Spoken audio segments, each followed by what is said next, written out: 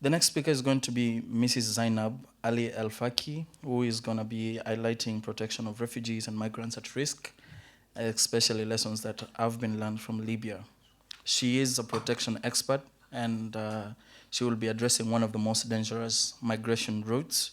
Her presentation will cover how protection programs track code trafficking, gender-based violence, and exploitation, and how these lessons inform survivor-centered approaches aligned with the GRF pledges. So please welcome Mrs. Zainab.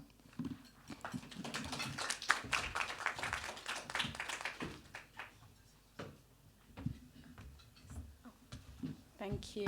Hi, everyone. It's an honor to be here, and also an honor to speak after Jalal. That was a beautiful presentation. I'm here. My name is Zainab Ali Al Faki, and I work with the British Red Cross. I'm here to speak to you today not only as a humanitarian worker, but as someone who's once faced displacement myself. Many years ago in the 90s, I was actually a child refugee from Sudan, and I found that the world was very different then, considering that safe routes to protection were still possible. Today, those pathways have narrowed, and too many people seeking safety face danger instead. That change is what drives my work in protection, and in protection of refugees as well as other people on the move, to help them rebuild their lives and have the humanity and safety that I was once fortunate enough to find in the United Kingdom. Our collective humanity calls on all of us to protect people and save lives along the routes they have to take to find safety. Today, I want to share what the IFRC network and British Red Cross have learned through the protection program in Libya, and how those lessons can sharpen our collective pledges and wider commitments under the Global Refugee Compact. I worked in this program from 2021 to 2022, and just to give you a little bit of context, some of the world's most dangerous mixed movement routes pass through Libya, including the central Mediterranean route. People on the move are coming from North, East, and Western Africa, and often are fleeing violence and persecution, and they face a convergence of threats at sea and on land throughout their journeys. The threats don't end at the shoreline, and they don't end at a checkpoint. IFRC's route-based approach recognizes this, and that's why protection and humanitarian assistance must be available wherever people travel to reduce these risks. So I'll want to share with you some of the main risks we were tackling from our work and wider evidence across the Red Cross and Red Crescent movement. 4 priority risks consistently emerge along the migration routes I've worked on. The first of which being the life-threatening journeys on land and sea themselves. So across the migration routes which pass through and continue beyond Libya, people die or go missing. Survivors are exhausted, dehydrated, and traumatized. And that situation demands humanitarian and protection-sensitive services, plus immediate access and care to information at disembarkation and transit points. Thank you, sorry. The next risk that we found most commonly was trafficking and exploitation. People often face coercion, forced labor, sexual exploitation, and extortion by criminal networks. Survivors need safe identification, confidential referrals, and trauma-informed care. The next risk was gender-based violence and exploitation. This is something that we know all too well. Women and girls and LGBTQ plus people face heightened risks of sexual violence, survival sex, and abuse, and this happens in transit as well as at borders. Protection systems have to ensure confidential reporting, psychosocial support, and access to sexual and reproductive health services through trained and trusted responders. And the final risk that was the most common is family separation, and that includes disappearances and extortion.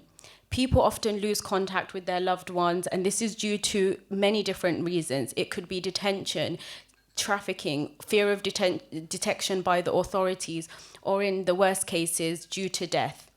Safe communication, tracing, and protection from extortion, therefore, are essential elements of dignity in humanitarian assistance for refugees and migrants on the move. These risks aren't abstract, though, as I'm sure you're thinking. And that's precisely why status-blind services, where support is provided first and foremost based on the needs, matters across the connected routes, including in Libya.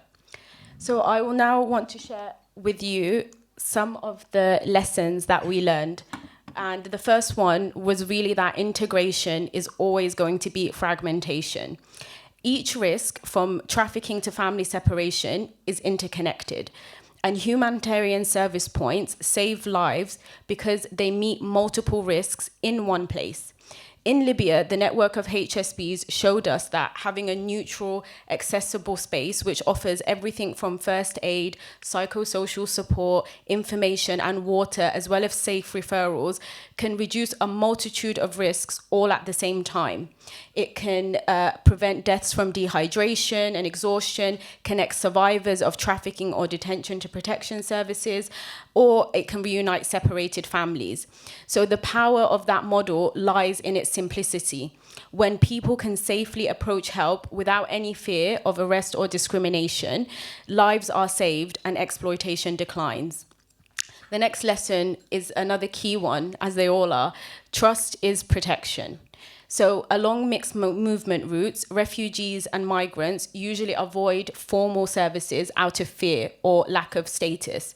So by being volunteer-led, neutral, and humanitarian, the humanitarian service points coordinated by National Red Cross and Red Crescent societies build trust where unfortunately few other actors can. That trust allowed for early identification of at-risk individuals, including victims of trafficking, unaccompanied children, and enabled discreet referrals before violence or exploitation escalated, and it potentially saved lives.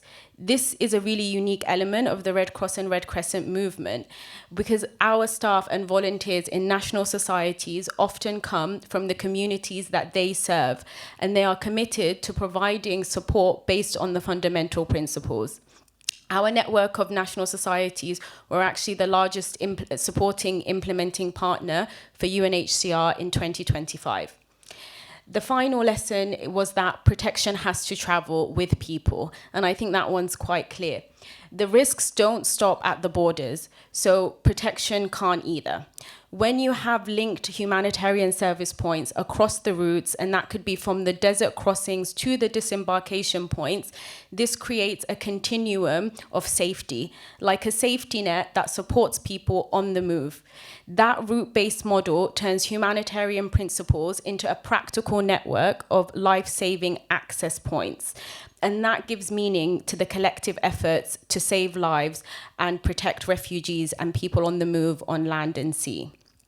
Finally, I just want to share a few of the challenges because some of these lessons right now are coming at a time when the humanitarian financing landscape is shrinking, even though the protection needs continue to rise. Across the region, we're seeing fewer resources for frontline services and protection programming, the very interventions that keep people alive, safe, and connected to dignity. For national societies, the UN, and NGOs, all of us, this contradiction is already visible. Fewer outreach teams, shorter project cycles, and reduced capacity for case management, legal aid, and psychosocial support. When funding, though, for protection declines, we know that exploitation grows, detention worsens, and families lose contact. Our work in Libya has shown that the humanitarian network that we can adapt if we invest smart and act together. As we look ahead to 2026, the IFRC and the British Red Cross are going to continue to work on the following priorities. The British Red Cross intends to support the protection and humanitarian work in Libya, reinforcing the movement's collective capacity to protect refugees and migrants on the move. The IFRC has also made several pledges during the Global Refugee Forum in 2023, which include a pledge to improve access to assistance, information, and protection along land and sea-based mixed movement routes. Finally, I just want to say that in Libya and across these connected routes, we really are at a crossroads. One path leads us to shrinking protection, rising humanitarian needs, and protection risks. The other path demands that we have a renewed commitment, shared resources, and solidarity. The Global Compact gives us the framework, but I believe that our experience through the protection program in Libya and the lessons that I've outlined gives us proof that protection for refugees and people on the move works when it's done in a route-based way and community-driven and properly resourced.